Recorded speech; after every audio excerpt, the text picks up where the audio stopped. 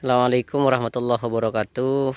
Kembali lagi bersama kami Pemuda Desa Keren, di mana kami sekarang lagi mengambil bibit indigo vera. Dari bibit indigo vera. Indigo vera, di mana kami sekarang ada tamu dari Banyuates dan ingin membawa bibit indigo vera. Jadi gimana Mas, apa namanya penilaian sampean di ternak kami terkait ternak kami yang ada di sini? Bagus. Bagus. Tentunya bagus. Makanya kemudian saya sangat tertarik. Ternyata salah satu bahan pakannya yaitu adalah indigo vera. Dan informasinya kadar proteinnya cukup tinggi. Makanya kemudian saya ingin coba ini beberapa dari bibitnya akan saya bawa pulang untuk kemudian saya tanam dan saya kembangkan nanti di rumah. Dan terus terkait ternak kami yang ada di sini gimana? Terkait kambing, terus dari pakan silase dan sebagainya. Kalau masalah pakannya, kalau masalah kambingnya, kambingnya gemuk-gemuk, sehat-sehat semuanya. Kalau untuk fermentasinya kan ini masih belum masih belum dipraktekkan gitu. Ada waktu tertentu nanti yang kemudian dijadwalkan oleh Mas Selamatnya untuk pembuatan pakan silase. Entah kapan, karena ini masa PSBB. Iya, PSBB ya. Untuk itu saya masih belum bisa memberikan penilaian yang lebih lah untuk fermentasinya. Tapi ada sebuah keyakinan bahwa dengan dengan drum yang cukup banyak ini dan kemudian saya nilai kambingnya yang ada di sana itu cukup gemuk-gemuk, berarti silase ini memang adalah pakan andalan Mas Abdul Somad. Makanya kemudian saya jauh-jauh datang ke sini untuk karena tertarik seperti itu. Ya mungkin itu. Iya. Dan sambil cari-cari pengalaman juga ya. Iya. Ya, terima kasih Mas atas kunjungannya dan semoga juga menjadikan ilmu bagi kita semua. Ya, amin.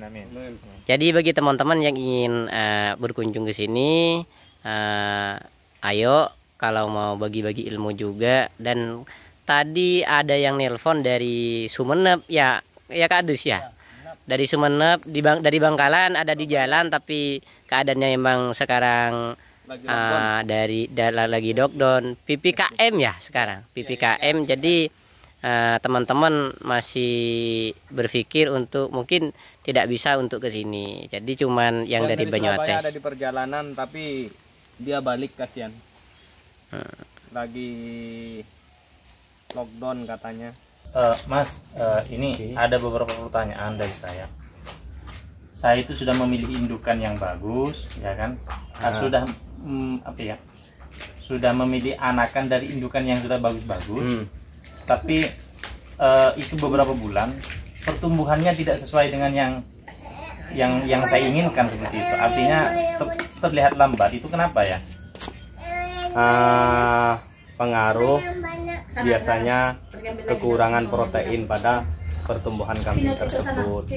Nah, mulai dari segi pakan itu sangat mempengaruhi sama pertumbuhan kambing.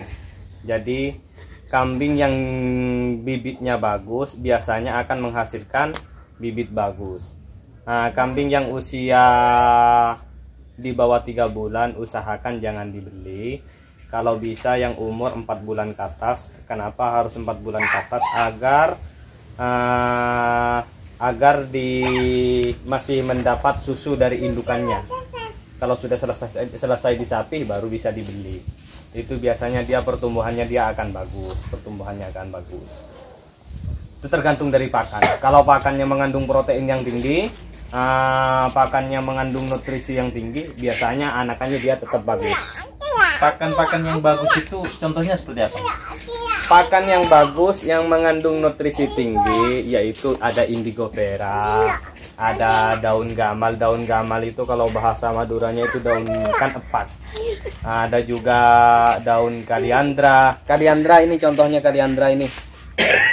Ini kaliandra, bibitnya kaliandra. Ini bagus untuk ternak ini. Ini mengandung nutrisi tinggi. Ada juga rumput odot. Rumput odot itu dia mengandung nutrisi 16% dia. Kayak gamal, lantoro, atau pete Cina itu dia bagus. Cuman sebagian pakan tersebut itu dia mengandung zat cyanida yang sangat tinggi. Jadi usahakan kalau mau dikasih makan itu dilayukan terlebih dahulu. Karena apa? Guna untuk menghindari zat cyanida yang ada di dalam kandungan pakan tersebut. Seberapa lama itu untuk dilayukan biasanya? Dilayukan itu tergantung dari cuaca. Kalau misalnya musim panas begini, misalnya dijemur itu bisa dilayukan. Misalnya ngambil sore, dikasih makan besok paginya. Misalnya ngambil pagi, dikasih makan untuk sorenya. Seperti itu. Kalau langsung dikasihkan gimana? Tanpa harus dilayukan? Kalau dikasihkan, kalau kambing di dalam perutnya itu kempes, tidak ada makannya sama sekali, sedikit makanannya sama sekali, itu dia rawan kembung. Gasnya terlalu tinggi, itu kembung biasanya. Kalau sudah kembung itu susah. Jadi bagi pemula itu sangat susah untuk mengatasi kambing yang sudah kembung. Tapi kalau orang yang sudah terbiasa, insya Allah enggak, aman, bisa diatasi. Oh ya, tadi seputar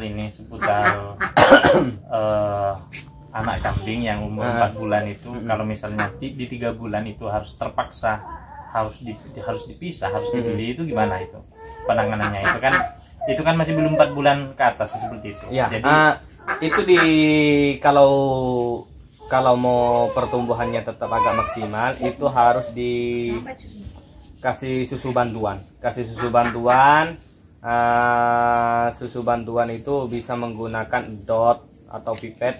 Kalau misalnya dia sudah pintar minum, dia taruh di ember aja bisa. Itu susunya itu bisa menggunakan susu sapi, susu yang asli dari sapi. Kalau misalnya susu yang dari sapi tidak ada, susu dari indukan kambingnya yang ada di kandangnya itu. Kalau misalnya pun juga yang itu tidak ada, beli susu bubuk. Di situ banyak macam-macam merek di situ.